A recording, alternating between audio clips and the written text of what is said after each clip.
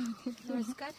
साप सोडायला जंगलामध्ये आणि अतिशय महत्त्वपूर्ण साप आता मी सोडायलोय. तर बघू शकता भारतातील जे 4 प्रमुख विषारी साप आहेत त्यातीलच हा एक ओळखलाच असणार की कोणता साप आहे. तर हा आहे पुरसा साप म्हणजेच सॉफ्ट स्केल वायपर. आवाज त्याचा ऐकू शकता, थोडंसं मी शांत राहीन.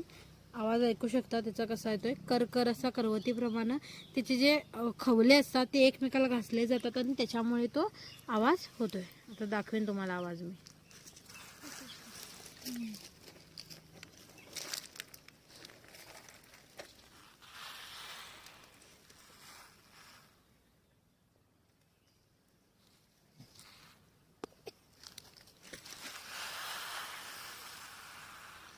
अशा पद्धतीने त्याचा आवाज येतोय मित्रांनो. हाच तुम्हाला म्हणजे आवाज कसा करतोय हा दाखवायचा एक प्रयत्न. आता तो आपल्या वाटेला निघून जाईल जंगलामध्ये. सुंदर ठिकाणी त्याला आता सोडलेला आहे आम्ही. अतिशय छोटा असतोय, दिसायला जितका छोटा जरी असला. आता घोणस आणि ह्याचं विष सेमच असतंय, हेमोटॉक्सिक. तर हा जात आहे मित्रांनो. काटेरी झुडपात वगैरे हा साप जास्त प्रमाणात राहतोय. डोंगराळ भागात किंवा दगडांच्या खाली वगैरे हा साप राहतोय. विंचू, छोटी छोटी बेडकं हे त्याचं प्रमुख खाद्य आहे.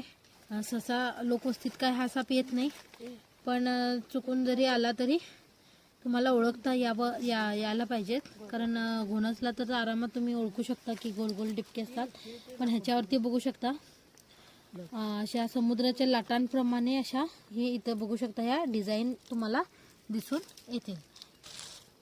तर हा म्हणजे नॉर्मली असं लोकवस्तीत वगैरे कमी आढळतो, आपल्या भागात कमी आढळतोय.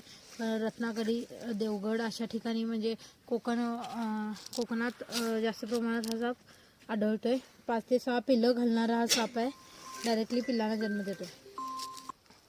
आता साप जात आहे हळूहळू आणि त्याची चाल बघू शकता. नॉर्मली जसं साप जातोय तसं जात नाही, हा थोडासा तिरक्या चालीनं जातोय, वेलांटी चालीनं ज्याला आपण म्हणतो.